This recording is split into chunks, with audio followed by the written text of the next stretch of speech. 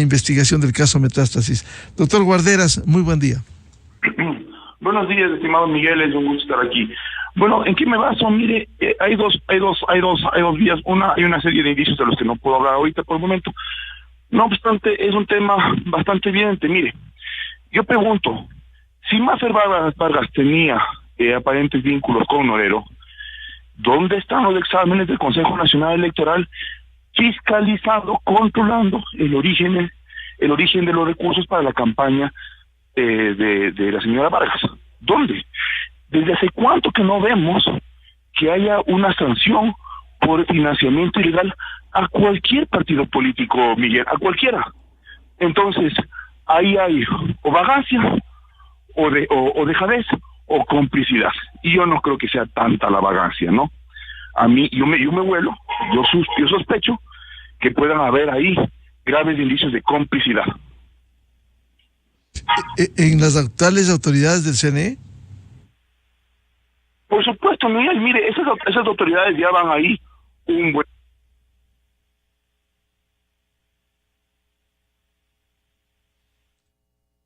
Este es un diálogo con el consejero del Consejo de Participación Ciudadana, doctor Juan Esteban Guarderas, quien ha pedido a la fiscal general la vinculación del CNE. Sí, adelante, que continúe Juan Esteban. Lo siento, Miguel, se me puso el silencio sin querer. Mire, esto es bastante simple. Esas autoridades van a ir desde el 2018, Miguel. Y usted me va a decir que no ha habido desde el 2018 hasta acá ninguna irregularidad en el financiamiento de los partidos políticos de las campañas electorales. ¿Dónde están los juicios del Consejo Nacional Electoral? Es que no puede ser así. Y mira otra cosa, Miguel. De hecho, en el caso Sobornos, que terminó con la condena de Correa, mientras estaba investigándose el caso Sobornos, porque ya había sido develado, el Consejo Nacional Electoral sacó un informe diciendo que no había vicios de irregularidades, y eso lo tuiteó Rafael Correa. Entonces, y luego fue condenado por la justicia. Entonces, ¿eso qué es? Sino complicidad. O sea, yo lo pregunto, pero realmente creo que aquí no es un tema simplemente de dejadez, ¿no? Aquí yo creo que hay vicios graves de complicidad, por lo menos.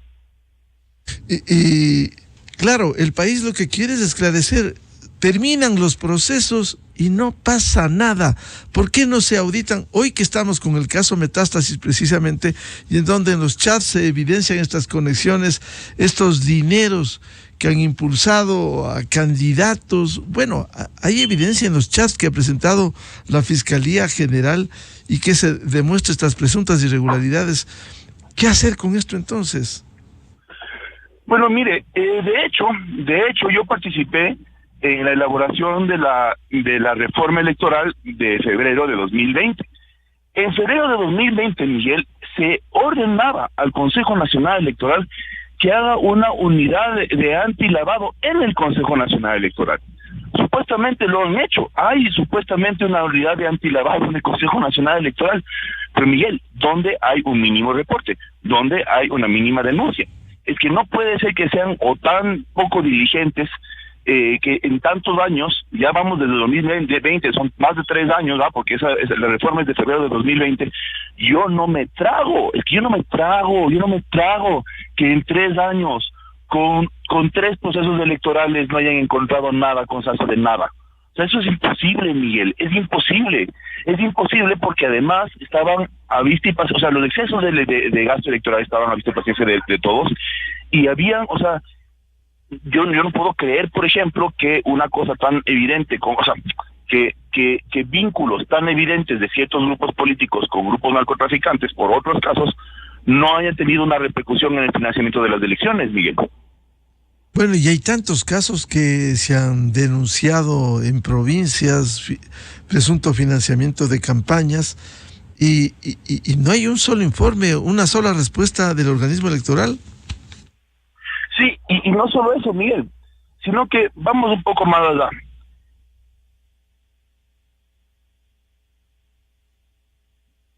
Porque cuando usted hace corrupción electoral, las personas que llegan son personas tramposas que llegan y llegan para luego repartir los otros pasteles, ¿no?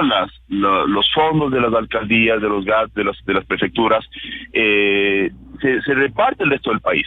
El Consejo Nacional, entendámoslo bien, el Consejo Nacional Electoral es el pastel de los pasteles. Si hay corrupción, es que repartirse luego todo el resto de pasteles.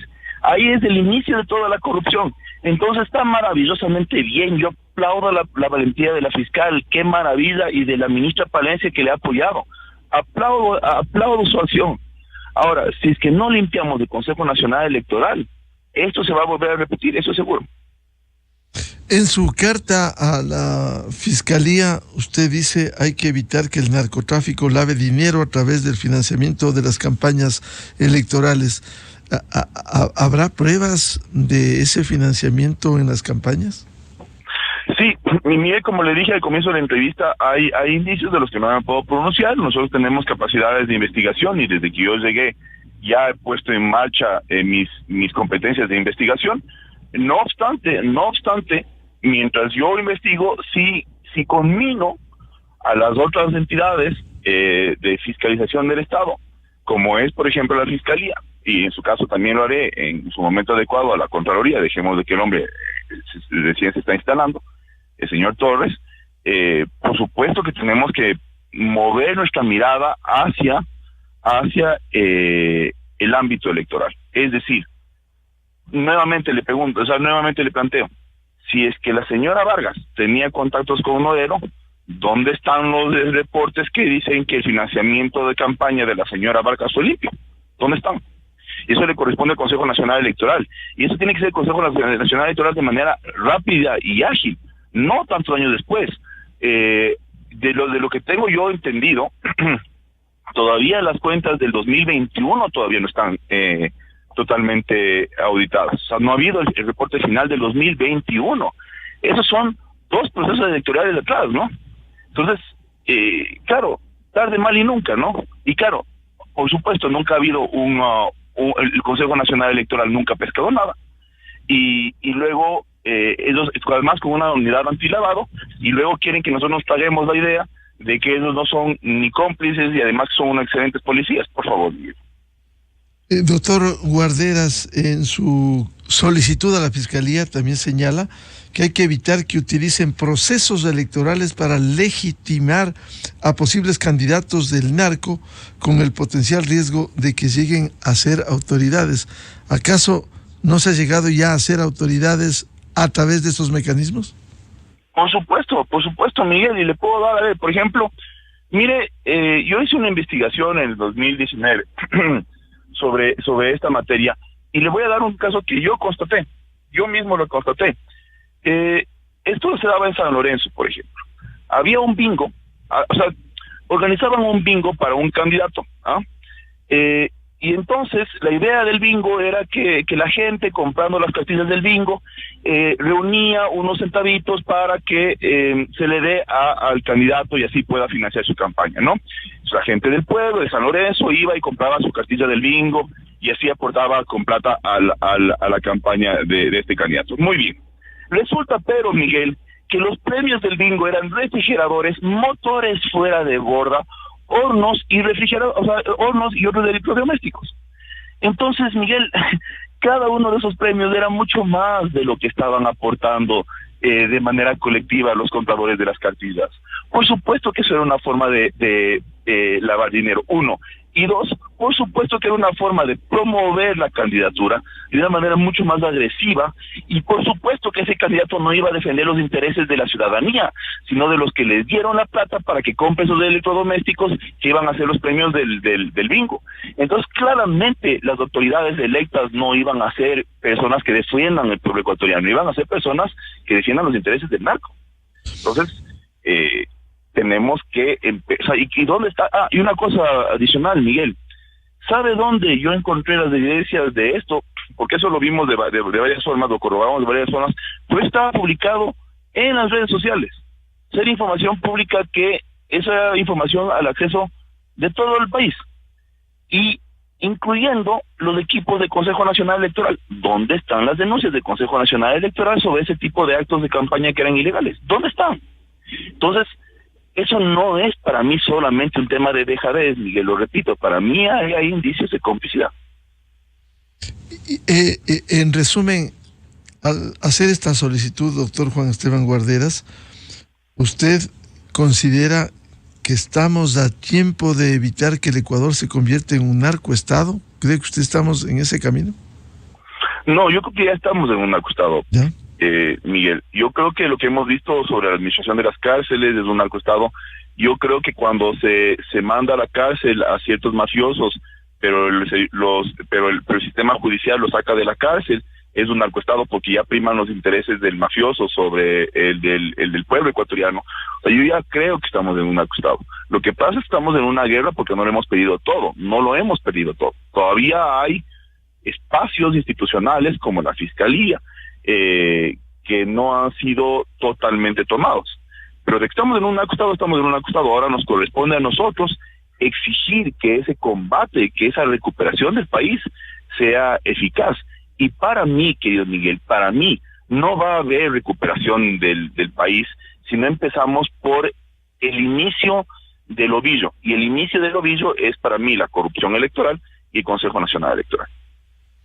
¿Qué espera usted de la Fiscalía en estas condiciones para que, aprovechando el caso Metástasis, se logre al menos evidenciar si hubo o no hubo exámenes, resultados, informes de esto que se ha denunciado y ha sido público y notorio de presunto financiamiento de dineros calientes en campañas electorales?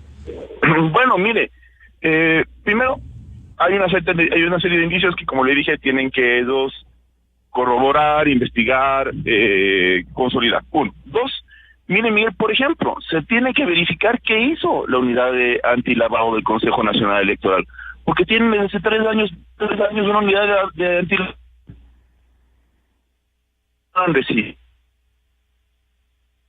Hecho.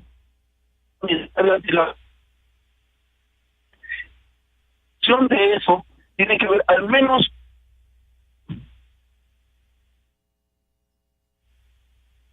no han podido detectar nada ni denunciar nada, o se les despide, 1, o 2, si resulta que sí tenían información y se la callaron, ahí hay complicidad, Miguel, y esas personas tienen que irse a juicios penales, obviamente. Ahora, ¿usted no teme que al dilatarse esto ya empecemos un nuevo proceso electoral, la consulta popular que va a plantear el próximo mes de enero el presidente Noboa, que se enrede esto y simplemente se diluya y otra vez, por estar en proceso electoral, resulten intocables los miembros del CNE? Bueno, mire, de todas maneras, Miguel, yo sí le tengo una noticia importante al respecto. Se dice que, o sea, hay este mito de que esas autoridades no pueden ser renovadas. ¿Qué dice la ley? Que no pueden ser enjuiciadas políticamente durante un periodo electoral. Eso dice la ley. Y que sí tienen cierto tipo de inmunidades. Obviamente, por ejemplo, delitos de infragancia, no. Eso es lo primero. Entonces, por ejemplo, ahorita el Consejo de Participación Ciudadana y Control Social, del que yo formo parte, puede perfectamente iniciar el proceso de renovación, no parcial, sino total, que es de que ahorita corresponde, porque esas autoridades tienen que salir de sus cargos en noviembre de 2018, y la renovación sí se la puede hacer. Tanto así, Miguel, que esta iteración del Consejo Nacional Electoral, es decir, estas autoridades, esta versión del Consejo Nacional Electoral, fue puesta en noviembre de 2018, apenas pocos meses antes de las elecciones que tuvieron lugar en febrero, marzo y abril del 2019. Entonces, perfectamente durante el periodo electoral hay cómo renovarles. Entonces, más allá de lo que pueda ocurrir en el tema de la consulta, yo lo que sí tengo esta buena noticia que transmitir a sus radioescuchas es que esas autoridades sí pueden ser renovadas de cara a antes de las elecciones de 2025 y yo estoy, eso es uno de mis temas prioritarios de trabajo. Además de este caso importante del trabajo del CNE, ¿qué otros temas tienen pendientes cuando hay autoridades de control que no han sido designadas, doctor Guarderas? Bueno, ahorita si quiere, yo anuncié ayer, antes de terminar sobre el tema electoral, yo sí le comento que yo estoy además iniciando un nuevo juicio. Porque mire, ocurrió una cosa que es bastante ridícula desde mi punto de vista en el Consejo Nacional Electoral, que es el siguiente. Mire, esas autoridades tienen 6 años, ¿vale? Son autoridades electas por 6 años. Pero la ley dice que tienen que renovarse y que tiene que reelegirse la presidencia a los 3 años. Entonces yo solicité al Consejo Nacional Electoral que me diga en qué momento hubo un orden del día en donde la señora Tamaint ponga en la agenda del Pleno que se reelija o que se vote otra vez la presidencia del Consejo Nacional Electoral. Y nunca, o sea, simplemente no me han respondido. Entonces, mire, el Consejo de Participación Ciudadana no es una autoridad, como digo, de solicitud de deseos, ¿no? No es que nosotros decimos, quisiéramos, por favor, que ustedes se dignarían en informar. No. Somos una autoridad de control y es una obligación que nos responda. Y como no lo han hecho, como no nos han respondido, entonces cae juicio. Entonces, mire, hay que ser yo busco que el Consejo de Participación Ciudadana sea riguroso. Es decir, que todas las consecuencias se busquen. Y obviamente si una persona no informa, tiene que ser fiscalizado. Por otra parte, miren, Miguel, yo estoy investigando varios casos. Como usted entiende, no todas las investigaciones pueden ser develadas. Para empezar, después del anuncio de mi juicio a título personal contra Pavel Muñoz, yo he recibido una cantidad de información sobre autoridades del resto del país que han hecho campaña con fondos públicos en su calidad de servidores públicos, hicieron campaña electoral y estamos preparando los juicios para eso, 1. 2, hemos recibido graves denuncias, por ejemplo, en un proceso de Petroecuador, para temas de transporte. No me tiene más la lengua, querido Miguel, no le puedo dar más datos al respecto porque está en fase de investigación y eso sería legalmente no puedo develarlo. Y estamos investigando también los patrimonios de los familiares de funcionarios públicos. Mire, y con esto termino. A ver, Miguel, esto es una investigación bastante simple, pero bastante eficaz. Nosotros hemos recabado al SRI a los registros de la propiedad información sobre las propiedades de familiares de ciertos funcionarios públicos, ¿vale? Electos. Entonces resulta que, por ejemplo, la hija de una funcionaria tiene una preciosa hacienda, pero también le solicito al SRI que me den los datos de el impuesto al patrimonio, el impuesto a la herencia, el impuesto a la renta y el impuesto a las donaciones. ¿Cómo puede ser que una joven, que es apenas una persona que apenas acaba de pasar la adolescencia, no haya pagado impuesto a la herencia, no haya pagado impuesto a las donaciones, no haya pagado impuesto al patrimonio, ni tampoco impuesto a la renta, y tenga una preciosa hacienda? Entonces, ya se configuran ahí elementos que me permiten a mí proyectar la existencia de posibles delitos o de defraudación tributaria o de enriquecimiento privado injustificado, y que a su vez me permitiría ir a ver qué ha hecho el funcionario que es pariente de estas personas. Entonces estoy enfocado en ver el patrimonio de los familiares de los políticos, porque resulta que en mi calidad de presidente de la Fundación Lucha Anticorrupción, nosotros sí encontramos que hay un fenómeno bastante extendido de testaferrato entre los corruptos y sus familiares, a nombre de quienes ponen una cantidad enorme de bienes. Ahora, lo ideal sería que no solo el Consejo de Participación Ciudadana, que por mandato constitucional, artículo 208, que ha incumplido durante tantos años, desde su creación, ejerza la lucha contra la corrupción, lo cual está muy bien, Juan Esteban, pero también debieran acompañar otras instituciones como la Unidad de Lavado de Activos y Financieros, la UAFE, que realmente no hay respuestas contundentes sobre este y otros casos. Bueno, mire, en mis capacidades de investigación yo sí me estoy apoyando en esas unidades. Yo sí creo que ese tipo de organismos hubieran podido hacer su propio trabajo de denuncia y de investigación, por ejemplo el SRI. No obstante, lo que yo sí le puedo decir es que yo le estoy solicitando a esas entidades que me reporten sobre los indicios que yo estoy encontrando. Entonces, sí, a ver, para responderle de manera más sistemática. Sí, usted tiene razón, Miguel, y yo encuentro que ha habido una falta de decisión, de voluntad política de esas entidades para enjuiciar los casos de corrupción. Muchas veces esa falta de voluntad, al tener esa información, al haber sabido esa información, ya no es solo una falta de, un tema de cobardía, sino de complicidad, por supuesto. No obstante, ahorita, en este momento, yo estoy requiriendo información y por el momento las entidades sí están respondiendo, por el momento. Bien, en resumen, luego de este planteamiento con el que empezamos para que se indague al CNE en el caso Metástasis, ¿se podría decir también que ha cambiado el ambiente en el Consejo de Participación Ciudadana? Sí, por supuesto, Miguel. Mire, a ver, la persona, Allen Verdera, que era el que presidía ese organismo, fue una persona que llegó habiendo hecho campaña proselitista con el Partido de la Revolución Ciudadana. Eso fue algo que no es un criterio personal mío, es el criterio de mucha prensa del país. Hay un juicio que todavía el Tribunal Contencioso Electoral no resuelve, pero es un tema que estuvo en las narices de todos los ecuatorianos. Entonces, los intereses que se defendía en el Consejo de Participación Ciudadana y Control Social no eran los intereses de la gente, eran los intereses del partido que propuso al señor Allen Verdera, que además llegó con otros consejeros que todavía siguen ahí. No obstante, al haber perdido ya ese partido el control sobre ese organismo, ya nosotros, o sea, este organismo ya no es un organismo dedicado a proteger unos intereses específicos partidistas, sino que estamos aquí para luchar por el bien del país. Entonces, por ejemplo, ahora tenemos ya un contralor, y un contralor que no se debe a un partido. Eso es maravilloso, eso es fantástico, y la Asamblea lo posicionó. Finalmente tenemos contralor. Fueron 6 años, Miguel, que no había ese concurso.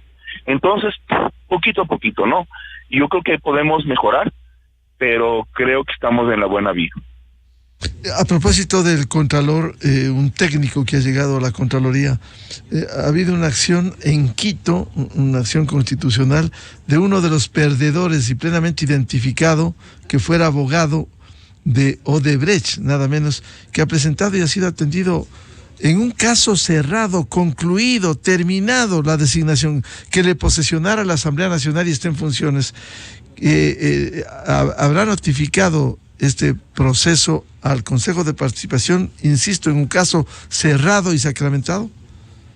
Bueno, a ver, Miguel, usted pone el dedo en la llaga.